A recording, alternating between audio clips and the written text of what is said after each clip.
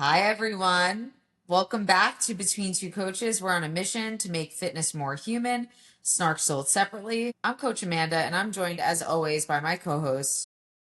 It's me, Coach Nick. Thank you so much for joining us. We have a two greats episode, and it's just the two of us. That's our thing now for a bit. And we are talking about controlling the controllables regarding your training and goal races. It sounds like a topic that could include a lot of things, but it will definitely include the environment and weather and other things. Because that is a thing, because it is May and it's getting hot in all the areas, and the Brooklyn half was super hot and humid, so it's already starting. But we will dive into all of that. But first, Amanda said she is going to share a lot about herself this week. So, Amanda, how is your week going? I don't think that Amanda said that, but yet again, I am here to please our listeners. How is my week? It was a lot. The week was a lot. I ran a race on Saturday. You did. It was the Brooklyn Half. It is a race I've run many a times before, and it's one that I really enjoy. It's not everyone's cup of tea. Not everyone likes that course because it is broken into, it's pretty much two parts. It's Prospect Park. Getting to Prospect Park, being in Prospect Park, leaving Prospect Park, and then being on Ocean Parkway until you see a beach. But isn't it like it's so much better? I've never run either, but the course profile of it looks so much better than New York City half, which looks terrible in my What do you mean? opinion. You mean like elevation wise and If you want something flat and fast, if you love hills, then it looks like New York City half is fine. But like New York City half punishes you in the beginning and at the end, and then you get like a tiny grace in the middle. And Brooklyn's like if you just survive Prospect Park, like the rest is like a that's fun in the accurate. sun.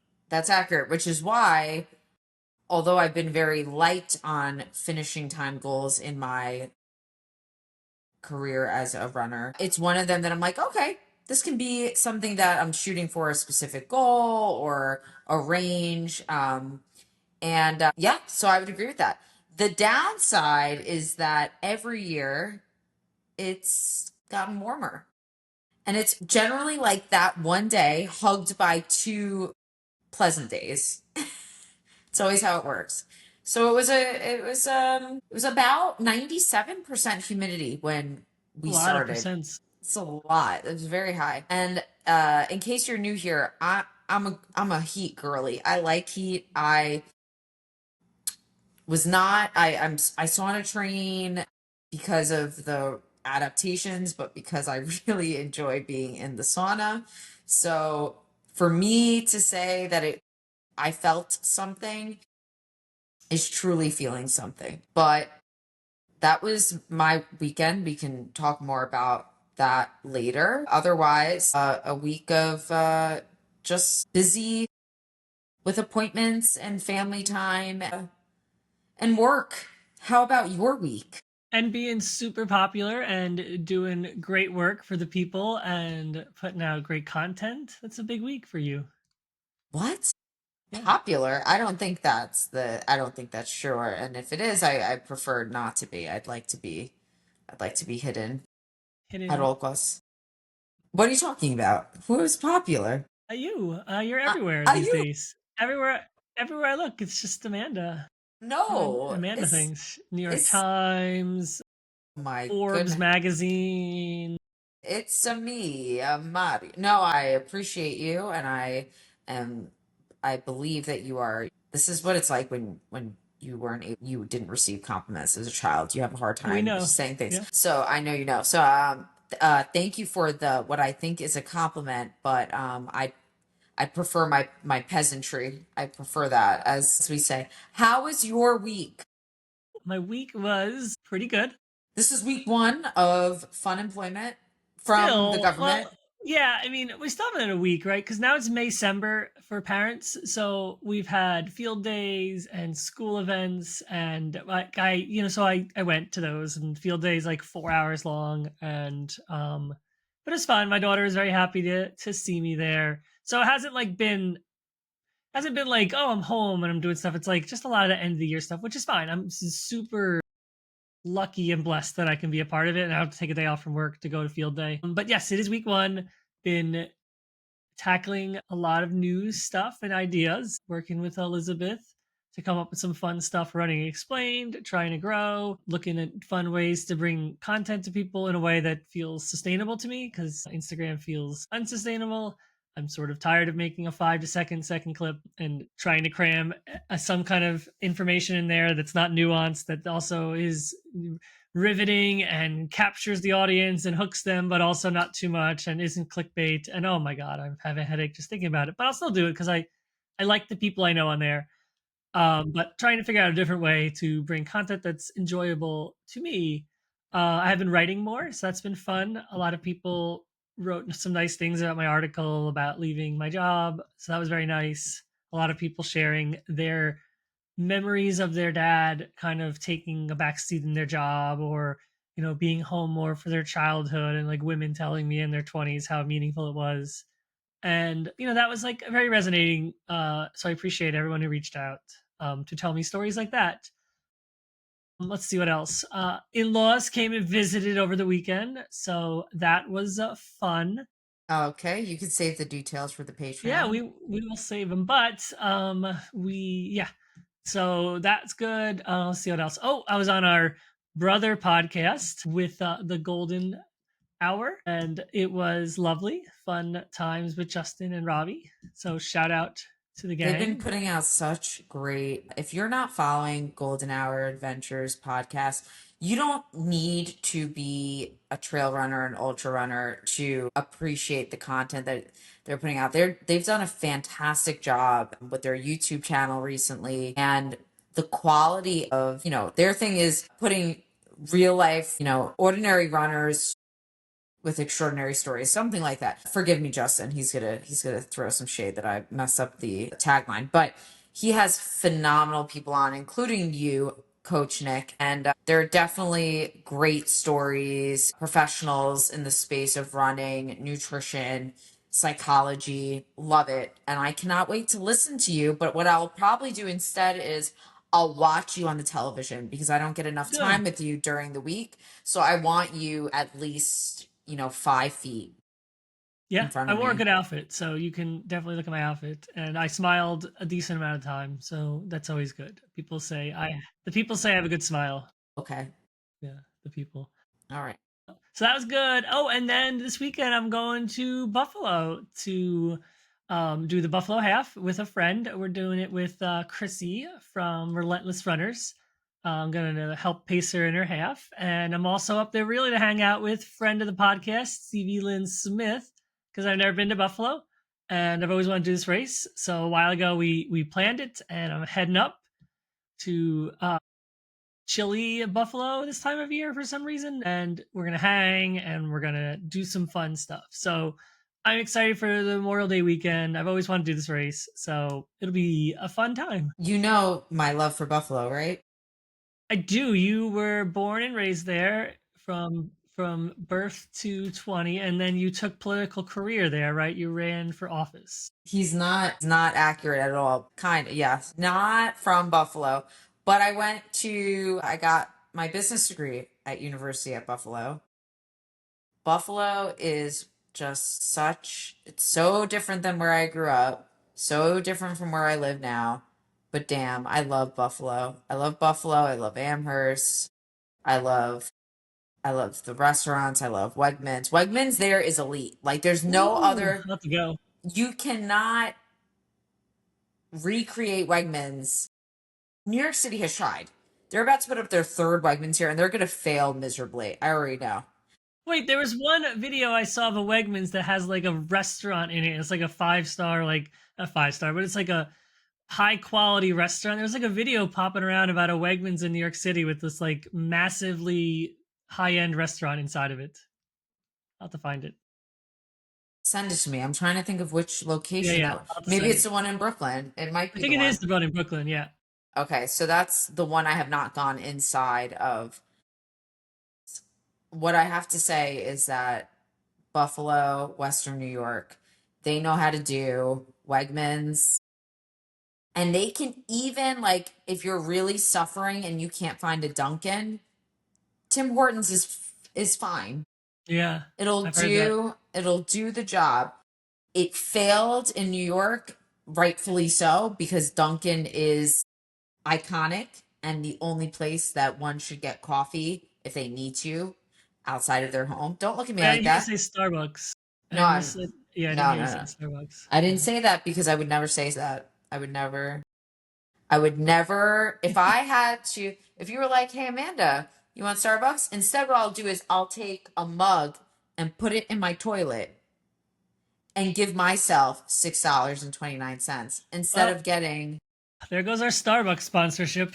pike roast, some burnt Well, freaking I'm toilet not water. there for like the regular coffee. I am getting their special drinks, which Dunkin' fails miserably at, right? So if I'm getting, so to your point, if I just want a iced coffee with a little bit of cream and maybe a tiny bit of flavoring, Dunkin' rules. If I want some, iced matcha oat milk lavender cream latte, then I'm going to Starbs. You and I are not the same. Well, Dunkin' can't do that. None of their specialty drinks are any good. They're all terrible. I am like, I'm a coffee. I just like coffee. Like, I don't need anything. I just need coffee, creamer, and sugar. Like, I don't need. Sometimes if I feel crazy, I'm like, oh, can you put a couple pumps of hazelnut in there? If Yeah, I'm you gotta feeling get the hazelnut. crazy, if I'm feeling crazy, I don't. I cannot do what you're doing. That's I know. ridiculous. That is absolutely ridiculous. You need a second job for that coffee order, and Well, you now, can't do yeah. that now. Well, now I started to figure out how to do it at home because now I only have, you know, employed. So we're doing it. We're making it at home these days. Um, but anyway, yes, we're off to Buffalo. I'm gonna get some wings. I'm going to wear my Kansas City Where are you Chiefs going? gear. I don't know. Stevie said she knows a place. I'm No, gonna no, no. wear. There's one. There's only two places. Only two places. I'll let her know. You Duff's and Anchor Duff's Bar. and Anchor Bar. Okay, I'll let her know if it's not one of those two that it's wrong. That's it. Yeah. Okay. All right. Yeah, and we'll run a race, and I will wear my Kansas City Chiefs gear to incite the rival to get riots against me, and that'll be it. So, football. That's my week. It's been a lot, but we're excited. Good. Good. I'm cannot wait to vicariously live through you in your Buffalo weekend. Thanks. You're welcome. So, I think it's time to chit the chat. Oh, I like that. Yeah, Yeah, we you can can we write can that chat down. write it down. We can chat about our topic today, which is we're talking about controlling the controllables around your goal races or your training, right? And so, I think this is the right time of year to talk about this because um, let's see, people come off of their spring and they run a race usually, and it goes either well or not the way they want, but they're always usually pretty proud of, unless an injury happens, they're riding high on their fitness rolling into the summer, right? And so, we had gotten some work, we feel pretty good, rolls into May, depending where you live, June, and all of a sudden the weather changes, right? And it's hot and it's humid and it's, allergies are out of control because of the pot. And all of a sudden now we feel completely unfit and we're stuck trying to fight this battle against things we cannot control, right? And all of a sudden, we're doubting everything, right? Oh, we lost all our fitness, our goal race, we're not adapting to the conditions, we're just forcing it. So we're going to talk about all this, but that's our topic. Amanda, what do you want to jump in at? I'll jump in now. I think that we were inspired to talk about this because of what I shared in my real life update. I ran the Brooklyn half this weekend, and every year that I've run this race, I've noticed that it's become a little warmer. And I know that that race, we are not alone in that. The other thing is how people show up, like you were alluding to that race, not really prepared for the conditions. And also, they're unable to realign their goals on the fly. And I think that this can go for racing, but it can also go for really any fitness journey that you're on. Your initial goal may be when you join a gym or you hire a trainer or you hire a run coach. The initial goal for whatever you have in the first 3 to 6 months may be to lose a certain amount of weight or get a 2-hour half marathon in your under your belt. Or I don't know. There's so many things that we think are important, and they are. Those things are important because and they're worth something, they're valuable to us, and they fuel our why. So they are worth putting in the time with a professional towards. However, I think the thing that, the plan is in pencil. So the thing that we don't talk about enough is, all right, what happens if you're 2 to 3 months into your training? Let's say you aren't a runner. Let's say you're on your fitness journey and you recognize, so initially I wanted to lose 4 pounds, but actually now my goal is to bench press 50 pounds instead. So my goals have changed a little bit. And that's okay. Can you do both? Maybe, but not in every instance, right? So that's an example. When it comes to racing, I think what happens is we have these calls with our athletes where we'll make a plan. Like you'll have a plan. We'll talk in the beginning of the training cycle to see where their head is at. We'll meet throughout the training cycle to adjust. But then, we'll head into taper and we'll talk about the race. And when it comes to weather and environment, you can look 10 days out. You can look 10 hours out from the race and still not know what is going to happen when you're at that start line. And that is really what we want to talk about today. How do you pivot from the plan and not spiral in the process? Yeah. I feel like it all starts in training, right? And so, because that's the whole point, we're practicing, right? And so, it's the hard thing is it happens in Boston every year. It happens for people who run. Miami is always a good example for anyone who doesn't live in Miami and goes to do this race in February. And they live, let's say, in the Northeast where it's 20 degrees every day. And all of a sudden they fly down and they're like, I'm going to do Miami because it's warm. It is warm. It's also like humid and hot and crazy and terrible for anyone who is not in that environment. And usually people get cooked real fast. And so, that's a good example of doing something that all of a sudden is affecting, you in an environment you're not prepared for, right? So, anytime I've had an athlete come from somewhere and do a race in different conditions, it's always like, okay, yeah, we can chase a goal, but, more importantly, let's make sure that we can adjust as needed, right? So when it comes to training, this is what we do, right? So you can't, if we're in, Boston's another great example. If you're training in cold conditions and all of a sudden the race is hot, there's not much you can do in training. You can't, it's hard to replicate conditions when the weather isn't the same. It's hard to replicate humidity. You can hop in a sauna all you want. You can wear 26 layers of clothing all you want, but some people just don't get the same benefit out of it that they need, right? Those are just helpful things you can do to adjust to conditions, but you don't know. Like, you don't know Boston's going to be hot, so why would we prepare for that until it's hot? We're getting the assumption that Brooklyn tends to be hot, but you don't know. So, what you can do in training though is at least when the conditions apply, you can start adapting, right? Humidity training in the summer is a great time for anyone. Hot, humid conditions. It's taking your paces and moving them, right? You can't run your goal paces in the middle of hot, humid summer, right? So practice and training, right? That means adjusting. There's lots of calculators out there that will adjust dew point, will adjust heat, humidity for you and give you an idea of how much. I think people are surprised by some conditions that are pretty normal here in Maryland. Your pace could be adjusted by 5 to 8% on one of our worst days, which is, for a 7-minute pace is almost like 55 seconds. Mm. So, you're telling me I can run a minute slower almost, and that's still okay based on the conditions. That's crazy, right?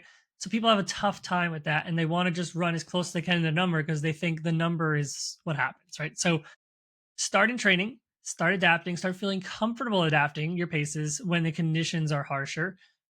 You can always run the treadmill inside. It's always a little warmer than outside. I struggle inside on a treadmill always, but I know it's a good way for me to train a little bit warmer than, when it's cold outside. Training is a good place to start. Yes. Do you hear me? Oh, you do. Okay, good. You know what I did, guys? I pulled up the Google Doc as a responsible co-host, and I didn't want you to hear me clicking on the keyboard with my tippy tap nails. And this was the first time I ever pressed the mute button on this microphone in all of our years together, Coach Oh, Nick. I use it all the time.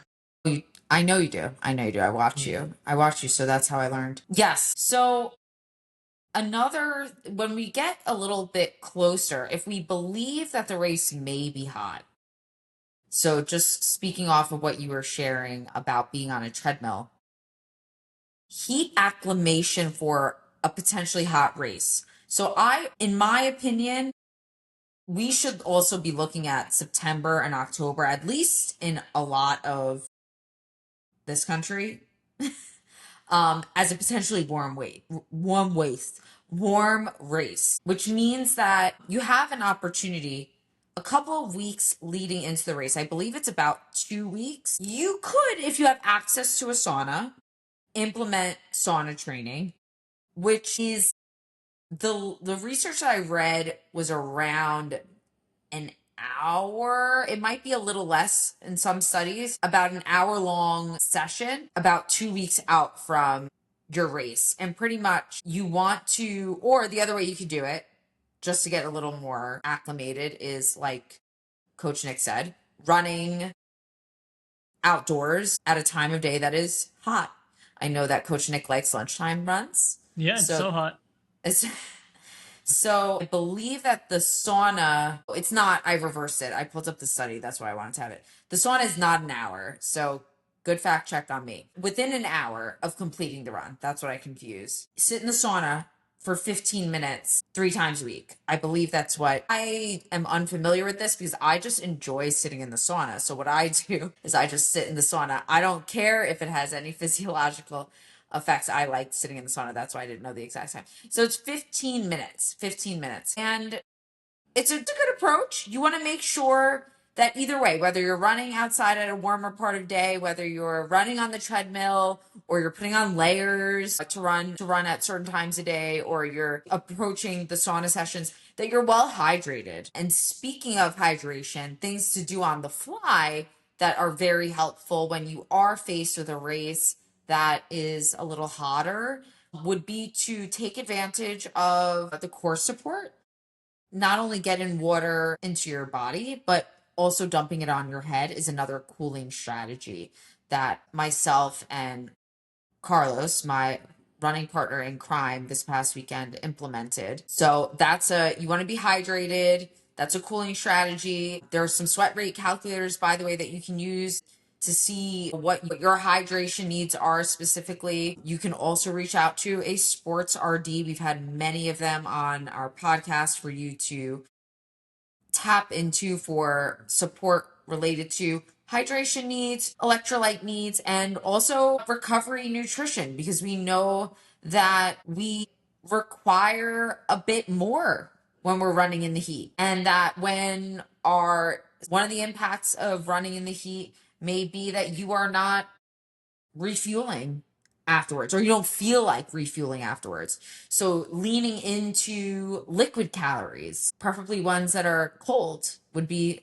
lovely. Yeah, all those are good points. I didn't want to correct you, but an hour in the sauna would kill me. Oh, So, but no, no, the no, sauna. you should have, because you know how long I sit in the sauna? I thought when I confused it with an hour and 15 minutes, I I get close to that. But I do step outside and drink some water.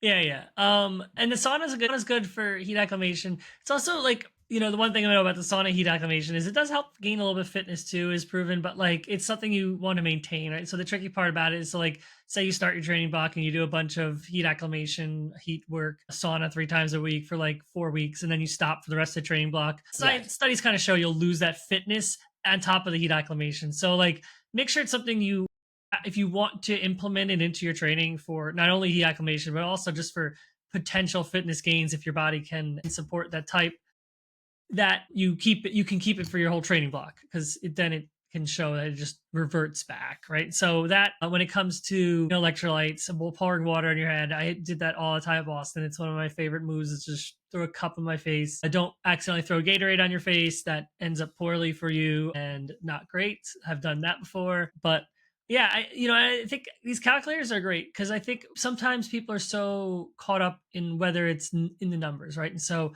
whether you use a calculator to figure out how much electrolytes and water you need, which is super important. And there's lots of tools, Nick's leveling. You can do sweat tests that don't involve weighing yourself and then weighing yourself again. But there's tools to help you figure out how much it is because it's a balance, right? Some people just think, oh, I just need more electrolytes, and they don't realize they're sort of dehydrating themselves by drinking 23 liquid IVs a day. And they're like, well, it has water too, so it's probably fine. It's like, well, no, it has a higher concentration of sodium than the water you're putting in, unless you're Mm-hmm. tripling the water.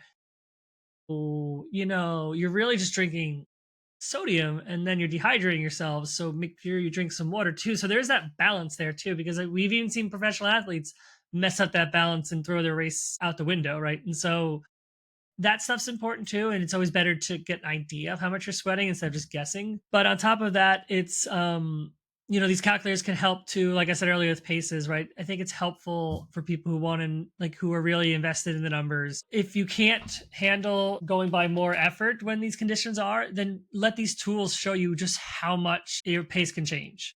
Because I think people will be surprised when they see how much a pace adapts based on 5, 6, 7, 8% adjustments in the conditions, how much slower they can actually run to be running the same time that they would be normally running, right? And that, if it helps you to see that stuff, use those calculators, because again, this all goes back to controlling the controllables. If you're implementing all this stuff in training, come race day, you will know how to do this more, right? And because there are races, if you're going to do a race anytime, basically, because the weather is unpredictable, but if you're really doing a race anywhere from April till October on any of these coasts or in some of the middle states, there's a possibility it's hot, it's humid, and that your goal time you wanted to has to be adapted, right? And that's just going to be it. You cannot just go in and say, all right, well, I trained and I want to run, 4 hours and it's 90 degrees out at 6 a.m. and it's 86% humidity, but I'm still going to go for 4 hours because that's what I trained for. Like, you should not do that. You need to adjust, and you can still have a good day, and but like, that means going out slower, that means adapting, that means listening to your body, that means going with the flow. These are the controllables that you have to be able to control, because the alternative is really bad things, as we saw at London, as we see it happen in Brooklyn, as we see in Mm-hmm. other places. Like, it's not just, oh, I will die and I'll blow up and my race will go bad. It can get a lot worse than that, right? Mm-hmm. So it is really important that we take this stuff seriously and we do adapt our paces, and adapt our plan because of the weather, because that is a deciding factor in how things go. Mm-hmm. Mm-hmm. So the name of the game here, friends, is number one, if you want to, and it's in your best interest too, as the world warms, to get yourself in a position where you're a little bit uncomfortable safely throughout your training cycle via some of the heat acclimation protocols that we shared. Put your ego aside. I think that people feel some type of way when they're running, when they see lower paces, even if it's an easy run and they expect their easy run to be at a different pace despite how hard they worked. Well, yes, your body is working harder in that environment. So, yes, easy is going to feel different. So, putting your ego aside there. And then I also think that, when you're at the start line, checking in with yourself, really running the mile you're in, or as that saying goes, and checking in to see, like, oh, is this something I can sustain? Oh, my, I'm noticing that I feel lightheaded, or my body is cooling off too much, right? I think that we've grown so accustomed to a device telling us how to feel that we forget that listening to your body is not just a health slogan.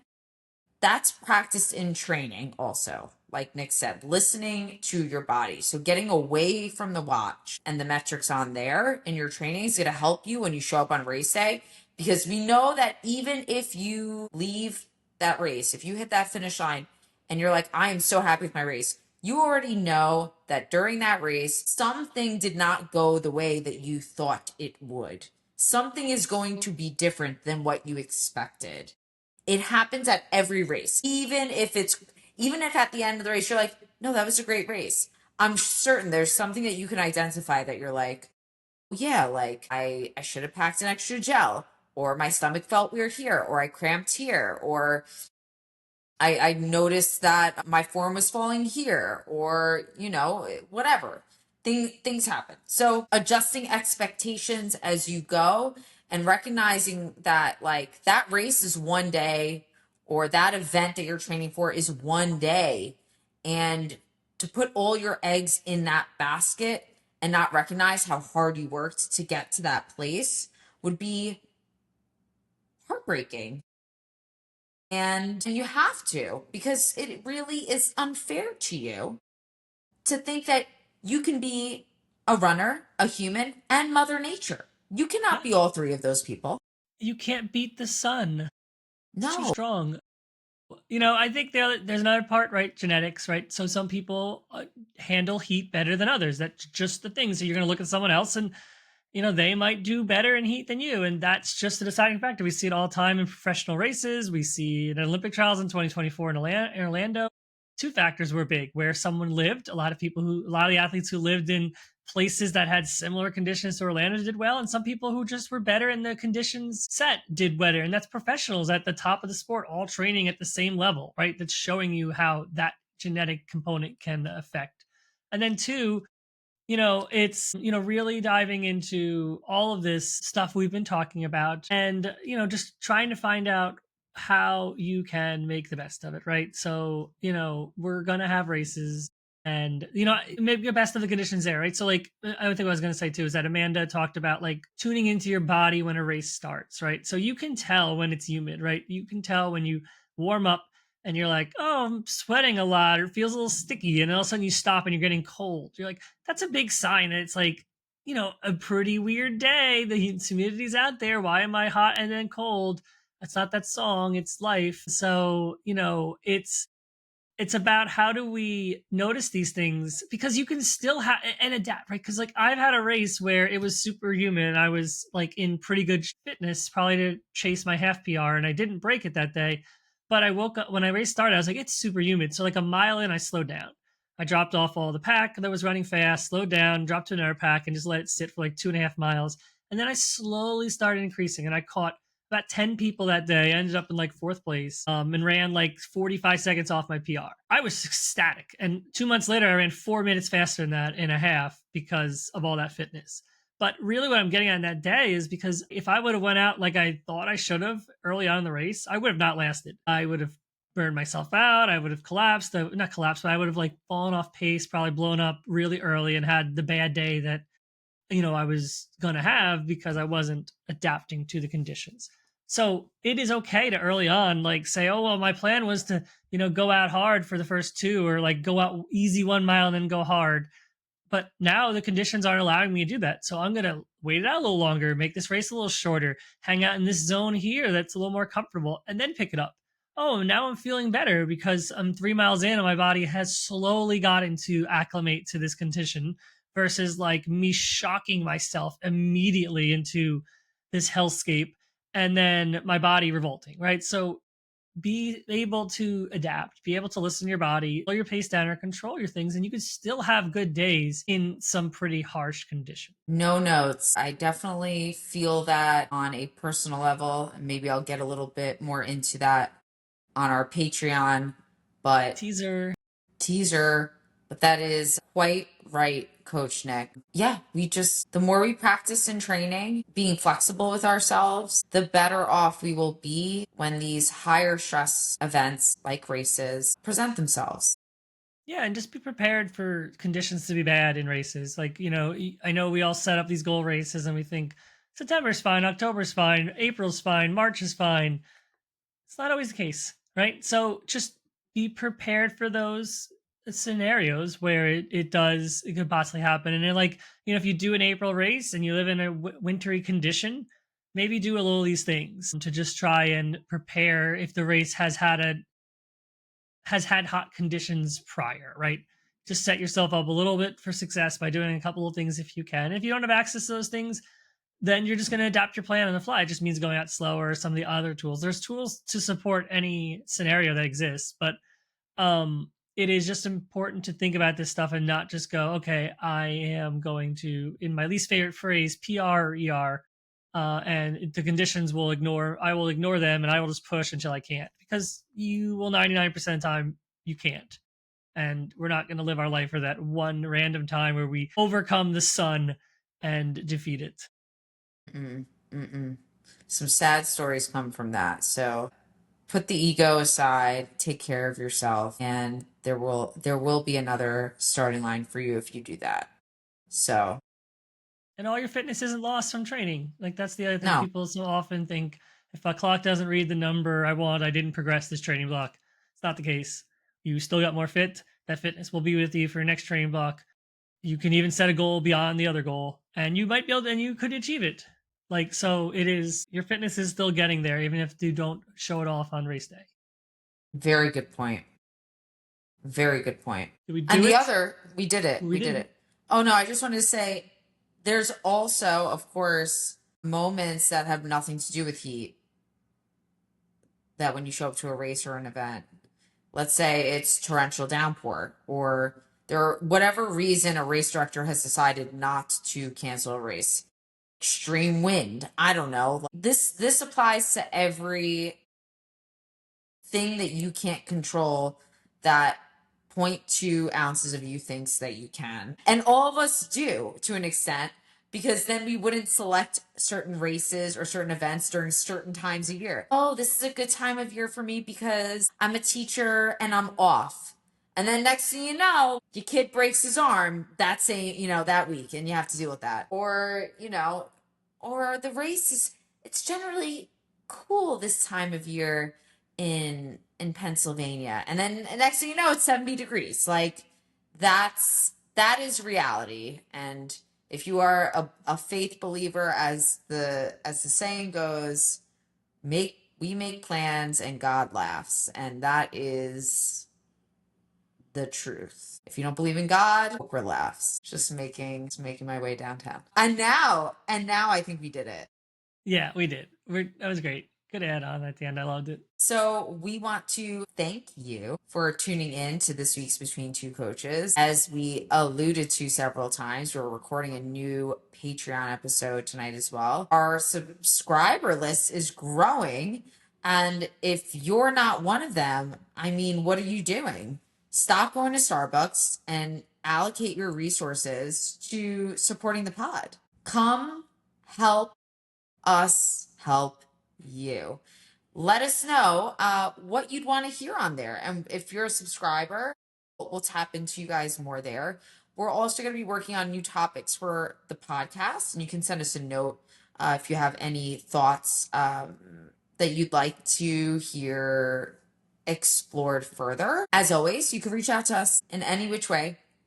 And we will see you next time, friends. Bye.